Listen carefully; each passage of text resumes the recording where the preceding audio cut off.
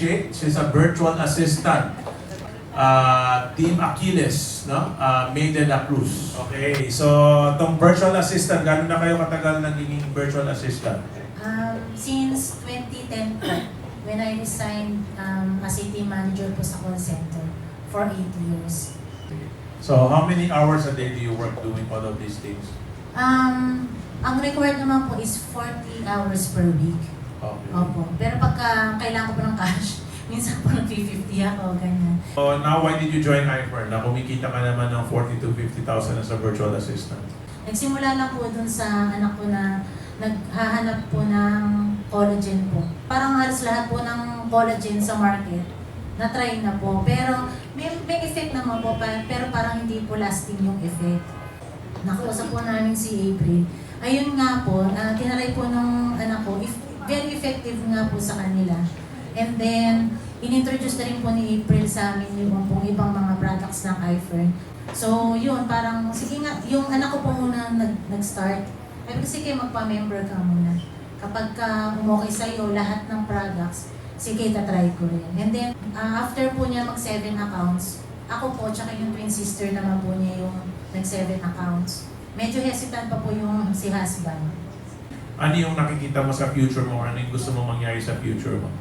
Kaya ang prayer ko po nun, sana magkaroon po ng sariling buhay na sila. Yung maganda yung goal mo, no, na kayanin na magbuklod ng mga anak mo, that they can separate and live their own life so that they don't grow up being dependent. Kasi normal sa Pilipinas, hanggang hindi nag-aasawa, nakatira pa rin sa magulang. No? I think if that is your dream, no, is your dreams are for your children and you don't have any other dreams. So siguro my suggestion is you go back and think hard what you really want to do and make another prayer kasi your last answered prayer was 13 years ago. And maybe this time you pray kasi I've been known to make dreams come true. Baka this time ako naman yung pag-answer ng prayer. Okay? So, yung galing nandyan na sa'yo. No? You are one of the most competent, most, intellectually gifted people that I have met here in iFern.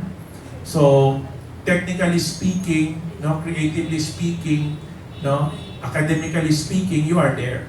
Pero yung time is not on your side. Tama? Kasi if you don't give enough time, I cannot guarantee that I can turn you into a millionaire. Okay, so, you have any other questions? How to be me? Yung pong the leader that you are right now. Well, pagka tumalikod ako, makikita nyo, maraming saksak ng kutsilyo sa likod ko. That's how you become a leader, no? Kahit na sinaksak ka, hindi ka dadapa, hindi ka lulubog, no? Hindi ka babaksak.